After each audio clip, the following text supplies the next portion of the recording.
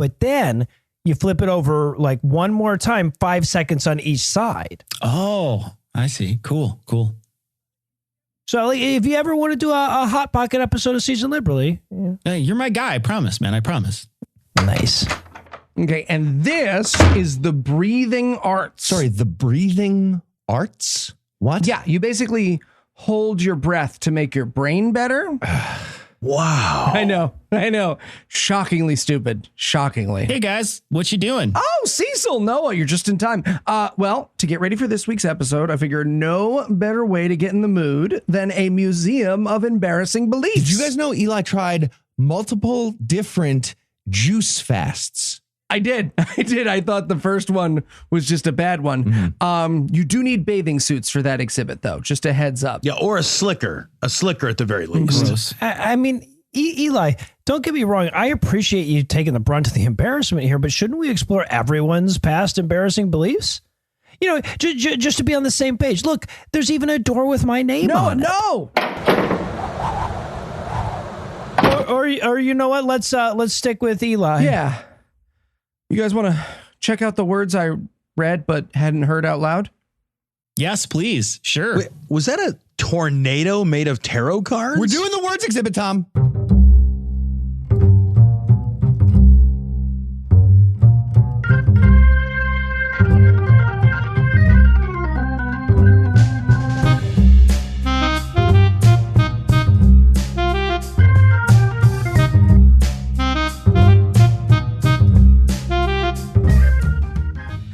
And welcome to Citation Needed, the podcast where we choose a subject, read a single article about it on Wikipedia, and pretend we're experts. Because this is the internet, and that's how it works now.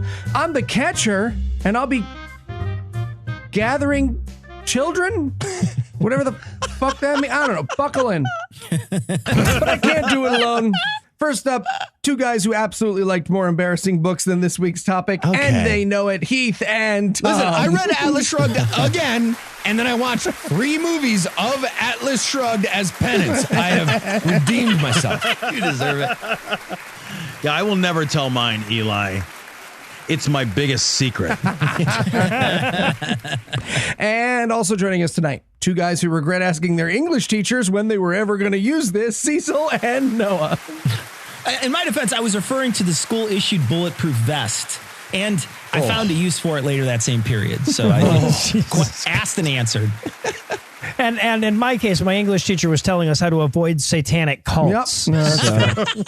Before we begin tonight, I'd like to take a second to thank our patrons. Patrons, my therapist recently told me that I need to learn to accept that you enjoy being here and that you're not going to all leave me someday. But if I understood that, I wouldn't be making fun of this book. If you'd like to learn how to join their ranks, be sure to stick around until the end of the show. And with that out of the way, tell us, Heath, what person, place, thing, concept, phenomenon, or event will we be talking about today? We're going to be talking about the book, The Catcher in the Rye. Oh, long awaited. So tell us, Heath, what is The Catcher in the Rye? It's the book that murdered John Lennon, destroyed the Beatles. It's a 1951 novel by J.D. Salinger, and it was so fucking toxic that Christian fundamentalist Mark David Chapman read the book and immediately went to New York City and shot John Lennon in the face. Okay, now maybe that's a bit of an oversimplification, but Chapman, he was literally holding a copy of the book when the cops arrested. Thank you, Tom. They arrested him. He was clever. Holden. We'll get to that. Well, for some reason, despite 234 pages of the main character, Holden Caulfield, competing with all the other characters in the book for least likable human being ever, despite all that, the book was immediately a bestseller upon publication, and now it's considered a classic of American literature and a must-read in public high school English classes. I'm sure we all were at least assigned to read it at some point. It has total sales of about 65 million copies, and I do not understand why. It's a bad book. The words in the book are bad, and books are made of words, and it's bad. Okay, true story here. I had the world's worst mentor ever when I was student teaching, and I found out I would be teaching Catcher in the Rye literally the day before I was to begin lessons on it. So I went home that night and I reread it, and I taught it for a semester. And then I decided that I was not going to teach high school English after all. Oh, okay, my true story. My dad made me read this book as punishment for being mean to my little sister. So I just stared at the page and imagined a little dude running along the top of the word so it would look like I was reading. And my brother, for days I did this, for days after day after day. And my brother, who had endured the same punishment before me, he clued me in on enough of the plot details so that I could answer the questions my dad asked about it. Canada writing test. And I'm so vindictive that I've still never read it to this day. It's a smart move. It's fucking dumb. So I'm going to start by admitting that I actually also liked this book when I read it in high school. I also liked Gatsby when I read it in high school. That's on the list, by the way. We're doing Gatsby. So I read it in high school. Holden reminded me of Jerry Seinfeld at the time. And I loved Seinfeld, the show. And I kind of liked his stand-up comedy too. So, you know, when you're a kid and you first hear some stand-up, you're just thinking, yeah, nice observation. I had not ever noticed that about airport security. That's so clever. But looking back, the stand-up was just, you know, meh. And the sitcom was really being carried by Larry David's writing and Jason Alexander and, of course, Julia Louis-Dreyfus. Amazing. Heath, did you want to talk about Catcher? No, I don't want to talk about Catcher in the Rye. But speaking of Catcher in the Rye, very unfortunately for Holden Caulfield and that book, there was nothing to carry it like Larry David and Jason Alexander and Julia Louis. It's just a whiny kid getting abused by a terrible society. End of book. That's the whole book. Thank you. I feel like way too many hate this book wrong, right? They're like, oh, Holden's an asshole. And I'm like, no, Holden's 16. He's a child. All children are assholes. That's why you're supposed to treat them better than literally everyone in this book treats Holden Caulfield. Fair enough. So the book starts by introducing our narrator and main character, Holden. He's 17 years old, and he's stuck in a rest home recovering from when he, quote, practically got tuberculosis. So not tuberculosis, but practically that. And he's telling the story of what happened to him last year when he was 16. And before he even gets into the story, he mentions that his brother, DB, is a very successful Hollywood writer. And Holden hates his brother, DB, because writing talent is bullshit. Well, we're going to get the opposite of that starting now. So that's fun. Holden's recent ordeal started when he was a student at a really fancy prep school. And he got kicked out for being a lazy piece of shit who failed a bunch of classes. So to be clear, this book is the tale of woe about a rich white kid in America in the late 1940s. So it's the week before Christmas, and Holden's not welcome back for the next semester. So he's about to go home and tell his parents about the huge amount of money he just wasted. Ah, yes. High school English class where all the coming of age stories for students are always entitled white kids struggling to find their place in a world created exactly for them and still failing. Yep. Universal themes to be sure. Canon right there. Yes. It is the canon. It's fucking absurd. We also read So Far from the Bamboo Grove. Cool. So before Holden leaves town, he goes to see one of his favorite teachers, Mr. Spencer. And Mr. Spencer is pretty old and he's sick with a flu. So it's a perfect time to hang out in person with a pestilent child. So Holden goes over there. So Holden walks into Mr. Spencer's house and notes to himself, look at the sad, hairless legs on this sick old man sticking out from his pajama legs. Fucking gross. You know what? This diminishes the innocence and beauty of the world for me. That's the problem right now. And that right there, that'll be a fun running theme in this classic of literature, Holden complaining about the world being fucked up for him. Okay, so Mr. Spencer kind of feels bad for Holden, but not much because Holden sucks. And I actually enjoyed this part. Mr. Spencer, he's like, yeah, sorry you got expelled, but it's because you suck. You're the worst. I flunked you in my class because you're bad. And then Mr. Spencer, he actually reads a little piece of Holden's terrible essay out loud to him and tries to explain that you have to try hard at stuff to be better at stuff. But Holden's like, all right, boomer, whatever, duh. And he leaves because he sucks. Yeah. Nowadays, Holden would 100% have tried to get Mr. Spencer fired for anti-white racism. Yeah, and then his parents would have shown up to the school to strong arm the teacher into giving him a better grade and also a credit for 3 more do-overs. And then they'd still give the guy a bad review on Rate My Professor. So, guys, modern Holden would have just used Chat GPT to write his essay and saved all this trouble in the first place. So Holden goes back to his dorm and he makes a big deal about wearing his ridiculous new bright red hunting cap that has ear flaps. That's going to be a symbol for something. Go fuck yourself. I don't know. Then a guy from the next room walks in. His name's Ackley. And we get to read about the details of Ackley cutting his nails onto the floor for a while. And then finally, we're saved as the reader by Holden's roommate, Stradlater, who shows up and scares away Ackley. And we learn that Stradlater has a date with a girl named Jane, who Holden secretly has a crush on. Holden especially likes how Jane keeps all her kings in the back row when she plays checkers, which is fucking dumb. Yep. What does that even no mean? sense. Then we spend a while hearing Holden's thoughts on the nuances of toiletry organization. That was fun. And then Stradlater finally leaves for the date and Ackley comes back in. That scene ends with Ackley squeezing pimples for the next couple of hours. Jesus Christ. Is Ackley going to manscape his sack in the middle of the room, too? Gross. Okay, Cecil, one time in the studio, and now it's all I ever hear about. After watching On the show? several hours of literal pimple squeezing, Holden decides to have a steak dinner at the dining hall. And that turns out to be bad. He doesn't like the steak that they serve at the dining hall at his fancy prep school. So relatable, American classic. Yeah, absolute classic. so then he goes back to the dorm and he decides to go see a movie with his friend Mal Brassard. It's like the names from Atlas Shrugged. It really is like fucking Cuffy Miggs, right? Whatever it was. Yeah. So Mal Brassard and Holden are going to go see a movie. They invite Ackley too. And while Holden's waiting for the others to get ready, he opens up his window of his dorm room and grabs a handful of snow to make a snowball.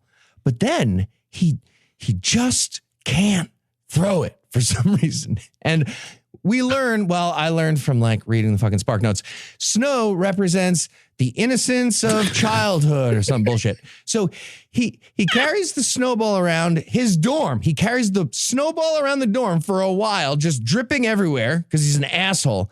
And they finally walk to the bus to go see the movie. And Holden tries to take his weird fucking snowball of innocence onto the bus. But the bus driver's like, no, that's dumb. Don't do that. And Holden gets mad at the bus driver and society.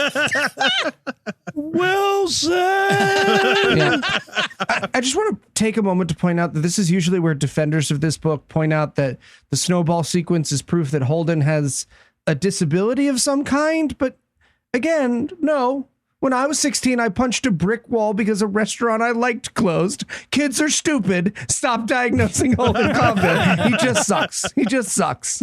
Oh, and Heath, also, the snowball was really a metaphor that climate change is bullshit. So, it's, Oh, okay. No, sorry. Young James Inhofe eats a steak Everybody in the adjust dorm. the scoreboard accordingly for that. So it turns out that Brassard and Ackley have both seen the movie that was playing there. So the three of them just play pinball for a while and they go back home. Ackley follows Holden into his room and Ackley immediately lays down on the bed face first, smushing his pimply face into Holden's pillow and squeezing out more pus. And then Ackley spends the next hour making up a lie about how he had sex with a girl last summer. Holden finally kicks him out and starts writing an essay for Stradlater as a favor, so Stradlater would have plenty of time to have sex with Jane, who Holden has a crush on. The essay, it's supposed to be about a simple description of a room. That's the whole assignment. But Holden launches into a long, completely unrelated essay about his brother who would write poems on a baseball glove in green marker. And then that brother died of leukemia. At the end of that scene,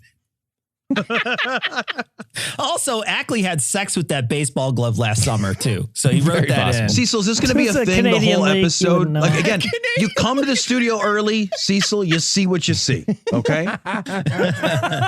Tom doesn't have a You've never baseball owned glove. a baseball glove. Get the fuck out of here. I didn't say it was my baseball glove. You couldn't recognize a baseball glove in a lineup. Get the fuck out of here. Stradlater finally gets home from his date and he looks at the essay that Holden wrote him and he's like, dude, what the fuck is this? It's not even remotely the assignment. I know you're doing me a favor, but this is nothing like the assignment. So Holden gets mad. He rips up the essay, throws it away, and he smokes a cigarette in the room for spite. Stradlater doesn't like that. Then Holden starts prying for details about the date with Jane, and Stradlater doesn't want to talk about it. So Holden tries to physically assault Stradlater, and that goes very badly. Stradlater's actually brushing his teeth at the time, and Holden sneaks up and goes for a sucker punch right at Stradlater's face, hoping the toothbrush will, quote, split his goddamn throat open. But luckily for like humanity and murder and stuff, it's a big swing and a miss, and Stradlater immediately pins Holden to the ground. Holden keeps yelling insults from the ground, and Stradlater keeps him pinned, and he's like, hey, if I let you up, will you stop yelling and stop trying to assault me, please? Finally, Holden's like, yeah, I will. And Stradlater lets him up, and Holden immediately yells, dirty, stupid son of a bitch moron.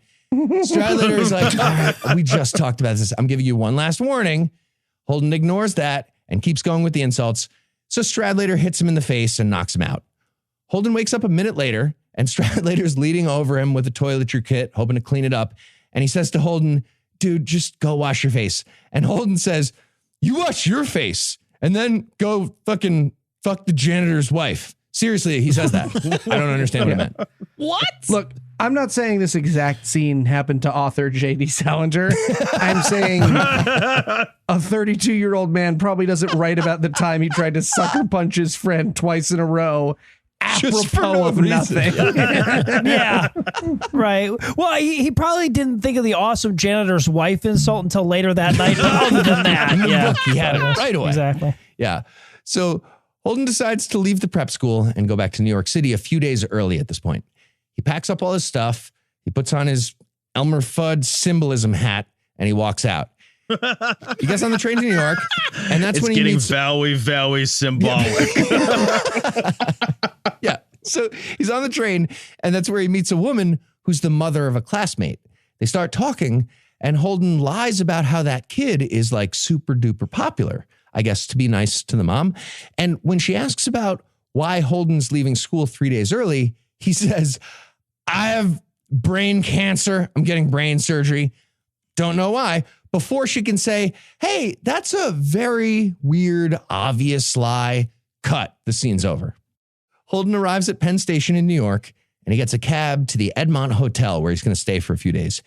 He starts talking to the cab driver, who clearly doesn't want to do that because that's the fucking worst. Like, what do you do? Listen to a podcast, avert your eyes from the mirror like a decent human being. Get the fuck out of here. Yes. But Thank no, you. Holden gets in the cab and he says, hey, so you know the ducks in the Central Park Lagoon?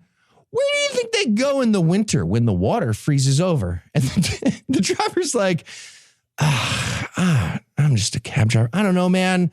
What are you trying to like cram a metaphor into this moment about ducks being like the uncertainty of your future or some bullshit? And yes, that is exactly what Holden and J.D. Salinger were doing.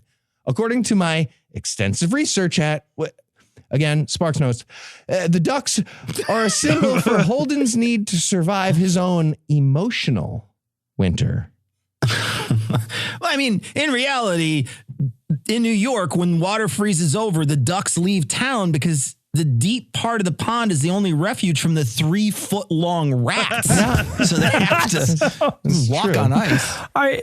So Heath, I get that the bit is that you hate this book and all, but after doing a couple of these, I'm starting to feel like you just hate literary symbolism Yeah. as a concept. Yes. Just don't lie. Just say what you mean. Don't be a liar in your book. Fancy words. Just say stuff regular. So don't read your book. Fuck. The cab driver finally gets rid of Holden at the hotel, and Holden checks in. When he gets to his room, he starts looking out his window across the hotel courtyard and creepily watching other people in their rooms. In one window, he sees two people drinking together and then taking turns spitting a mouthful of the drink into the other's mouth. And naturally, Holden becomes sexually aroused. I actually thought this part was good. So he calls a woman he's never met named Faith Cavendish. He heard about Faith from some random Princeton kid that he met at a party back in the day. And that kid said Faith Cavendish is maybe a sex worker sometimes. And Holden wrote down her address and phone number and kept it in his wallet this whole time. So he calls her in the middle of the night. Faith says it's way too late to meet up now, but she offers to have a drink the next day. And Holden says no because he only wants sex right now and he can't have the attention span for that. Yeah, is this 8675309? I got your number from a wall. I'm calling for boobies. I represent the hopeful naivety of the American dream or something. It's boobies. And she's like, no, absolutely not. So Holden goes to the Lavender Bar on the first floor of the hotel where a band is playing. He complains about the brass band being too brassy, like an asshole, but he gets a table anyway.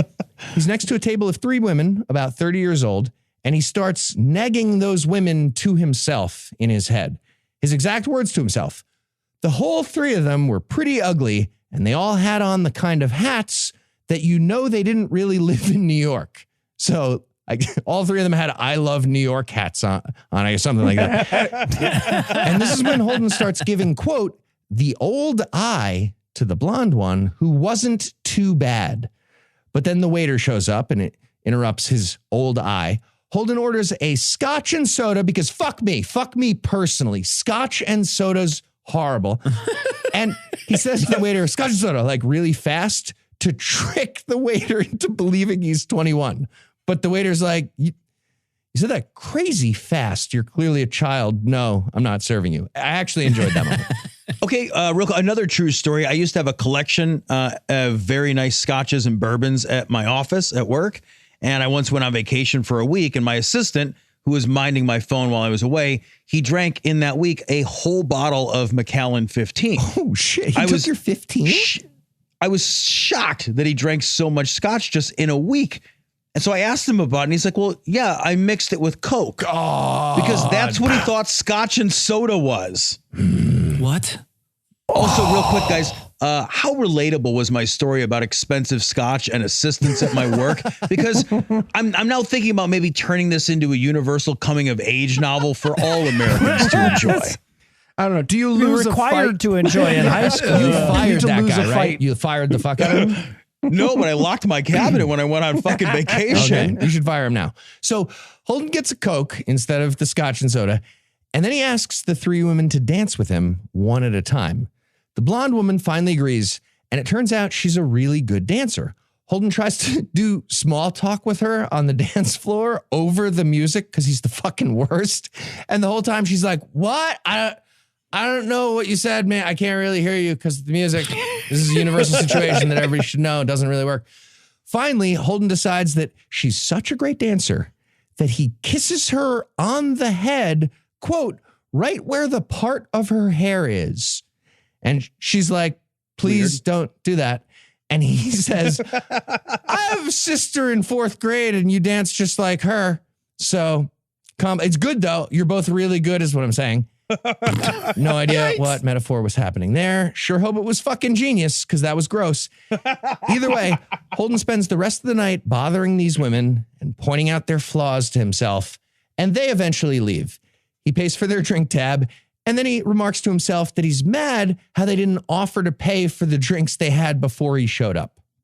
All right. Well, while we let those ladies order an angel shot so a bouncer can open a door with Holden's face, we'll take a quick break for some apropos of nothing.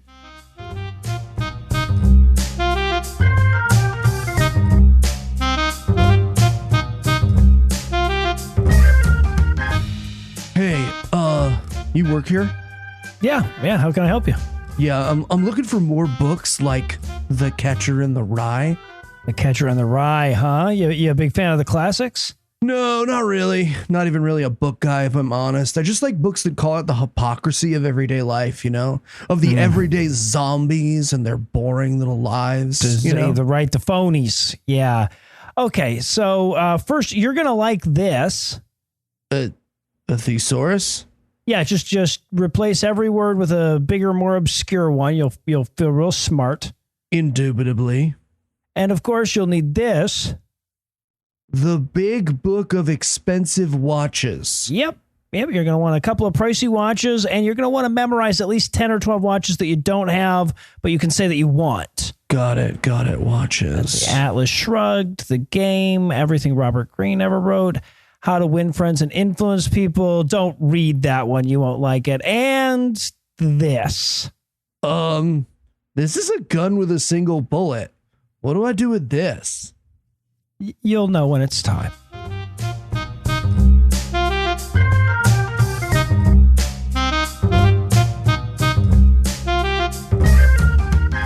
And we're back. And we meant it. When we left off, we were pretending the 16-year-old versions of ourselves weren't as cringy, if not worse, than Holden Caulfield. So tell us, Heath. Don't do that. What didn't we do next? Don't do that. God damn it. So Holden leaves the Lavender Bar. He heads to a different bar for a while. He bothers another cab driver about fucking duck metaphors. And then he finally calls it a night. Back at his hotel, he gets into the elevator and the operator, Maurice, offers to send him a prostitute for $5. And Holden says yes. While he's waiting in his room, he broods about not being aggressive enough with women. So that was fun. The prostitute named Sunny shows up. She starts doing her thing, and Holden stops her, and he says, I can't have sex because I'm recovering from a very serious operation on my clavichord, so can't have sex. He gives her the $5, and he asks her to leave. But Sunny claims he owes $10. Holden refuses to pay $5 more, and she leaves angrily. All right, negotiating with a prostitute. All he needs is some Bitcoin, and he's got the douchebag bingo full square, everybody, if you're keeping track at home. So Holden finally puts on his pajamas. He's about to go to bed, and then Maurice shows up at his door with Sunny to collect the extra $5. Holden refuses again, so Maurice grabs him while Sunny takes the money from Holden's wallet.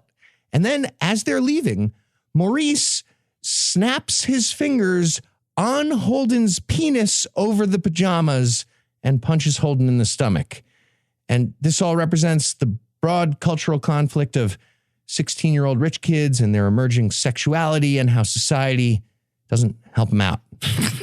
Ooh. Man, in this era, I'd take the finger snapping over my dick as a beatnik compliment, you know? Hey, man, did you put a spell on my dick? Come on, you have to tell me, man. It's being a cop. It feels like a spell. Yes. So the next morning, Holden calls up his ex-girlfriend, Sally Hayes, and makes a plan to meet up with her later that day. And then he goes to a diner for breakfast and starts talking to two nuns. One of them starts talking about Romeo and Juliet, and Holden is pleasantly surprised because he finds that book interesting. But it's not. It's a bad play. That's a bad play. Okay, to be fair, Leonardo DiCaprio liked it, but mostly because Juliet is 13, so she would still have a good 12 years in her for him. So I'm just saying, Romeo and Juliet, not as good as everybody makes it out to be. Wow. Might even get its own episode. Oh, I see. Dying in the cold open isn't enough for you, Heath. So the point that Salinger's trying to make is that Holden is very interesting because he likes Shakespeare. Like, honestly, if he pulled out a copy of Atlas Shrugged from the future and started reciting a 12-hour speech from John Galt, I would have been like, yep, that tracks. That tracks with my life right now, reading The Catcher in the Rye. Anyway, they finish eating, and Holden gives them a donation of $10 for their church. And then he thinks to himself, money makes people sad. And no, the fuck it doesn't. That's dumb. It does not. You were just sad. You were already lucky nuns. Sad. Anyway, back to my free hotel at the center of the universe with. Yeah. So, all right, but the implication that the nuns and the sex workers are offering the same thing is pretty solid. I'm going to give Salinger due credit on that one. What's the opposite of a snap? She does that over a stick. Sign of the cross. Jazz hands. So Holden leaves the diner, And we get the story of him just walking around doing errands for a while. Awesome. So yeah, nice little Saturday in a book. They go to Home Depot. I don't know. He buys a gift for his little sister, Phoebe. He buys theater tickets for the date with Sally. He makes a phone call that absolutely doesn't fucking matter. And then he walks through a playground and starts bothering two little kids at a fucking playground. Exact words from Holden in his own story about bothering two little kids on a seesaw. Quote, one of them was sort of fat, and I put my hand on the skinny kid's end to sort of even up the weight. But you could tell they didn't want me around, so I let them alone. Yeah, I've always wished that we got the exchange from the kid's perspective there. No, you have to scoot back. I'm as far back as I can go. You scoot forward. I'm as far forward as I can go. Hey, guys, you need some help? No, we're good. Yeah, thanks, though. Go away. You sure? You sure? Because I can push you. On the seesaw? You're going to push us? Yeah. Mm-hmm. Yeah, like that. Stop it. I'm just making it fair. Dude, what are you doing? Do you think the point of seesaw is stasis? But you know what? Fine. I'm kind of on a journey of self-discovery. I do not right care. now. Nobody cares. Sounds really boring. I think a guy cast a spell on my dick. Okay, we're going to leave. Yeah, let's take off. So from there, Holden keeps walking for a bit, and then he's finally about to do something interesting, and he's going to check out the Museum of Natural History. Great thing. But then J.D. Salinger was like, fuck you. He does not go inside. Not interesting. Instead, Holden just stops at the front door, and he has a pseudo-intellectual deep thought provided by Salinger. Holden thinks to himself, every time I go to the museum, it feels like I've changed, but the museum stayed the same. And yes, the History Museum is kind of a static concept. There's also very little likelihood that the museum curator is going to snap their fingers on his penis. Maybe head to the safe space, kid. Jesus. All right. Well, that brings us to the date with his ex-girlfriend, Sally. They meet up and they take a cab to the theater. And Holden starts kissing her in the cab immediately when she very clearly didn't want to. Reminder, we know that because he's the narrator. Holden says that. He says, I was being seductive as hell, and she didn't have any alternative. Gross. Yikes. And while they're still in the cab, he stops kissing her for a second, and he's like, I love you. And then, so this is great. Sally, all in one breath, she's like, oh, darling, I love you too. Do me a favor and grow your hair a bit longer. Okay, in that scene, admittedly, Holden is being an intolerable shit, but he wasn't bothering the cabbie. See? Yeah. Okay. I feel like poor No, Sally something. was like, hey, how about instead of trying to get to, first base with me in the back of this moving vehicle, you ask the driver how many angels can dance on the head of a pin or something, huh? Doesn't that sound fun? So they watch the play together, and Holden complains to himself, of course, that the actors are too good at the art of acting, and therefore he can't enjoy it. And that right there, that's a metaphor about J.D. Salinger as a writer in real life. So that's fun. So after the show, Holden and Sally go ice skating at Rockefeller Center. After skating for a bit, they sit down for a break. And at this point, Holden loses the ability to control the volume of his voice. He goes back and forth between way too loud and way too soft, like Austin Powers. Don't know why.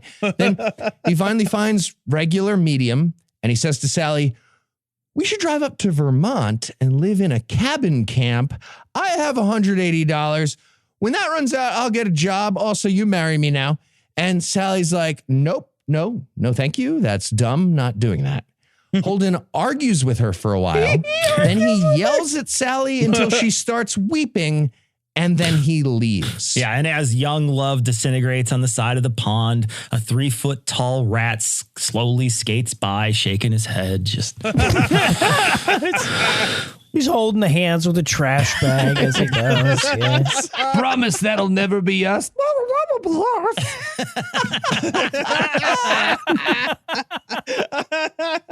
So much better. You add a trash bag that talks like that. Delightful book.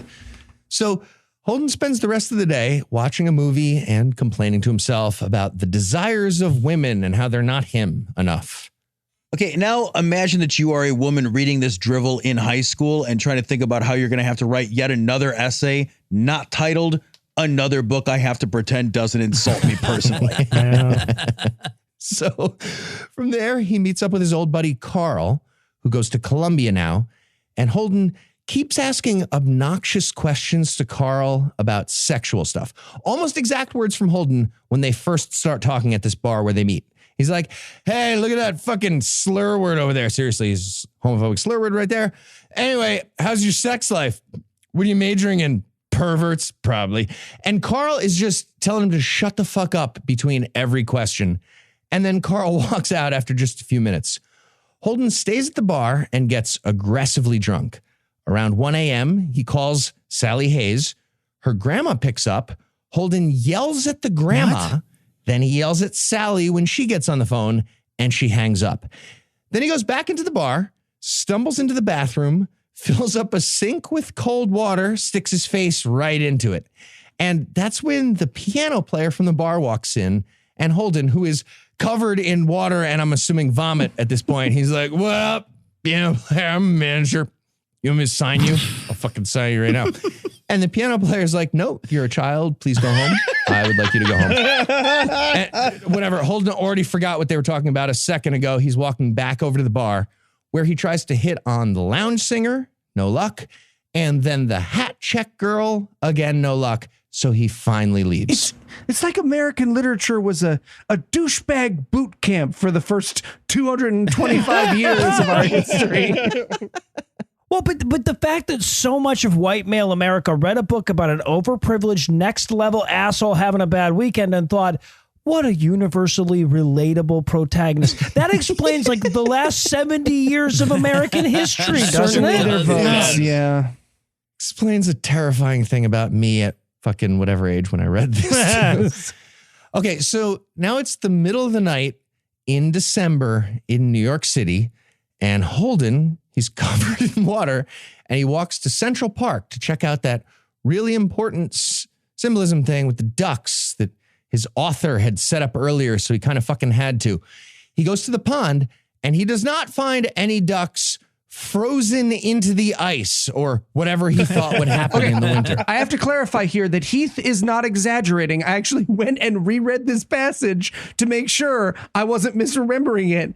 Holden goes to check on his metaphor as though he's expecting to find the ducks in little igloos or frozen like Captain America. But it's a metaphor. He's checking on the, well, I don't know if you guys remember the metaphor from earlier, but now I'm checking to see.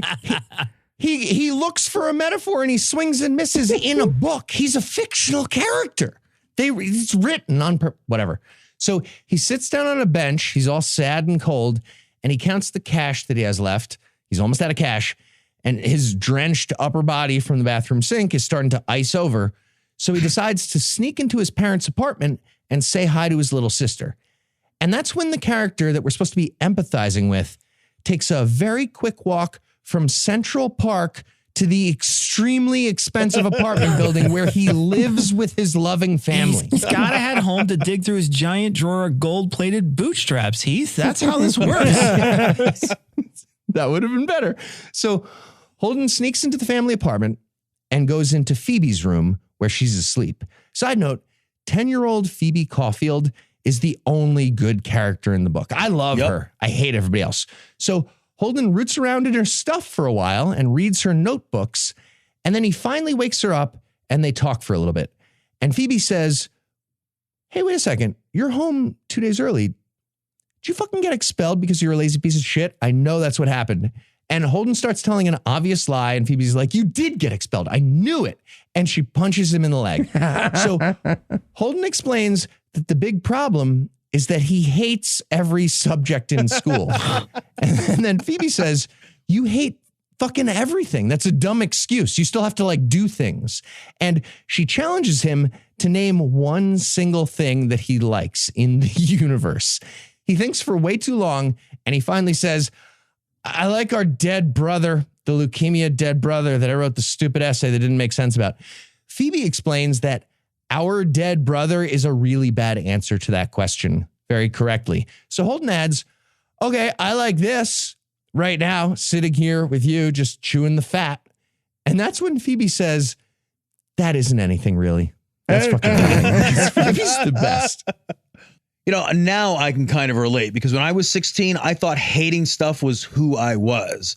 And of course, as I've gotten older, I've realized that being afraid of stuff is who I am. That's Okay, so I feel like a person can craft a perfectly reasonable personality out of hating everything. And I think this episode's gotten way judgier than it has any need to be all of a sudden. You guys in Holden should try getting fat. I have a whole list of snacks I like now. Fucking rules. All right. Well, that brings us to the single dumbest title drop in the history of title drops. Phoebe says to Holden, okay, so what do you want to do with your life if you hate everything?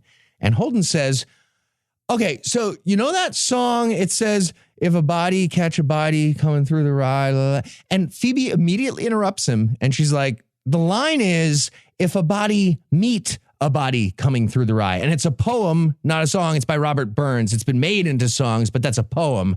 The line is what I just said. And that's all a perfect correction by this 10-year-old amazing girl. But Holden keeps going anyway. He's like, shut up. I'm dropping the title. Don't fuck up my title thing. I thought the line was catch, whatever. I want to be a catcher in the rye.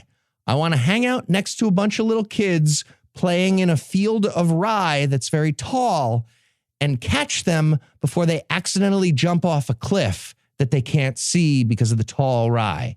And that's a metaphor about Holden resenting the sharp transition from the innocence of childhood to the corruption of adulthood. Like, he could have just said that on page 1 and John Lennon doesn't get shot in the face. But no, we have to read this whole book to get that very simple, basic idea. Yeah, and look, Holden, no, you don't, man. All you've done is selfishly impose yourself on others and treat people like shit. You are whatever the children in the rye are running from, Holden. But also, it's just, that's a dumb solution. You would cut down the rye, for several feet back from the cliff. It's just a bad solution to an imaginary problem. You might as well be a Republican, man. Definitely a Republican at some point. Oh, well, instead of this book, mowing a little bit. There you go. So much better. So Holden finally decides to sneak back out of the apartment. And on his way out, he tells Phoebe that he's going to move out west and start a podcast or whatever. And she's an amazing sister. So she gives Holden all the Christmas money that she's been saving for years. And Holden takes it like an asshole. And then he heads over to see his English teacher from high school, Mr. Antolini, who said Holden can stay the night. When he gets there, Mr. and Mrs. Antolini, they're super nice to him, but they're also a little concerned. Mrs. Antolini serves some coffee. She goes to bed. And Mr. Antolini gives Holden some good advice. He says, you got to just be better because right now you're bad at being a person. As a human, you're bad. And I would say you need to do the opposite, which would be good. But Holden, he's already starting to pass out. He's bored. So Mr. Antolini makes up the couch and lets Holden go to sleep. And then this was rough. We get a really creepy moment when Holden wakes up suddenly and Mr. Antolini is gently patting him on the head. And Holden takes that as a sexual advance and immediately leaves. Sorry, Holden. I thought you were my 3-foot tall rat. We're in New York, so everyone has one. I'm a bag of garbage. So the next day, Holden goes to Phoebe's school and sends her a note that explains how he's leaving New York and he's asking her to meet him at the museum during lunch. She shows up at the museum carrying luggage because she wants to go with him. And he gets all angry. He says no, and he makes her cry.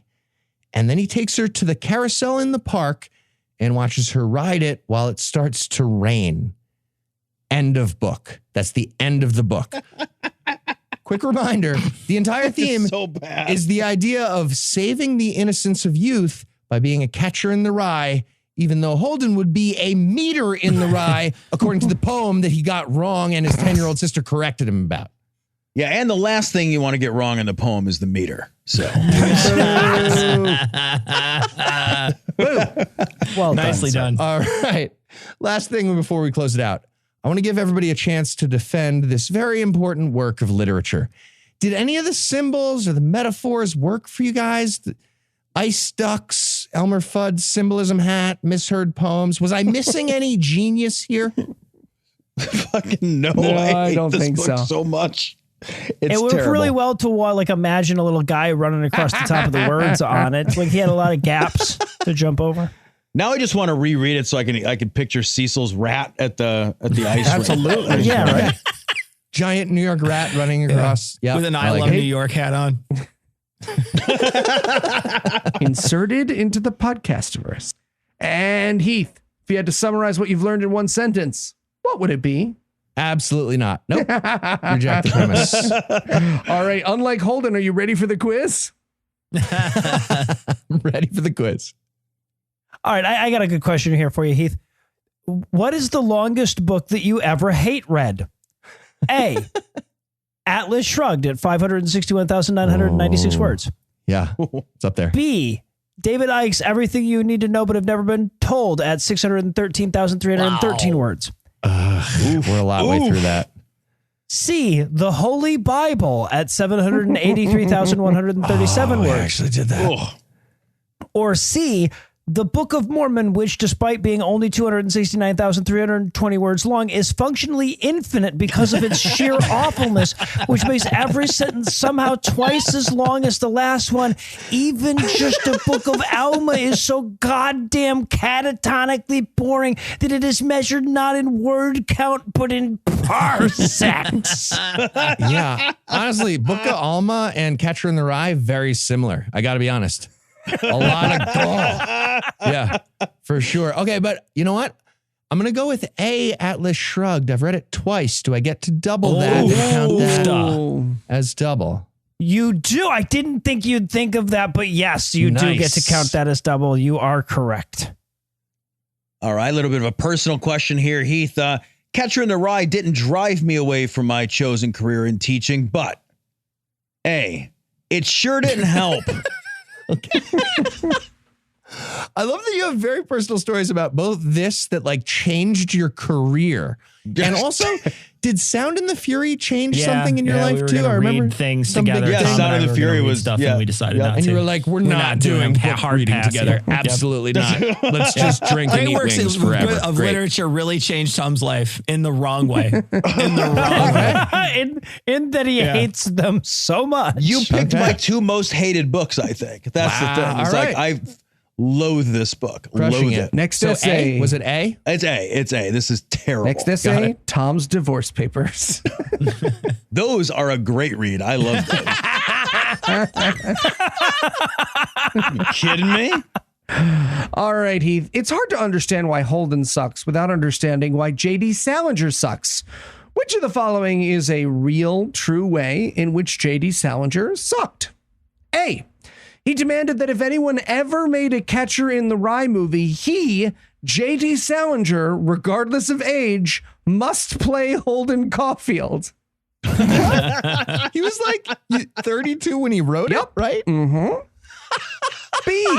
In the fall of 1953, he befriended some local teenagers and allowed one of them to interview him for what he assumed would be an article on the high school page of a local paper, the Claremont Daily Eagle.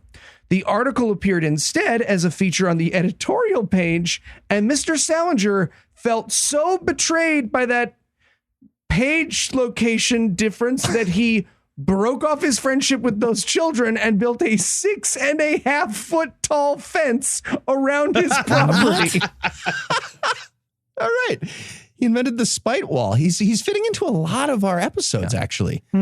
C. Mark David Chapman, According spite to his fences. daughter, who wrote one of the 2 hate biographies women wrote about him, he was an obsessive homeopath who drank his own urine and sat in an orgone box for hours a day. Well, I could send Okay. him to another one of our Yeah, episodes. yeah. Or Also, I feel like you've done at least half of the thing you just said, right? yeah. Well, come on now. D.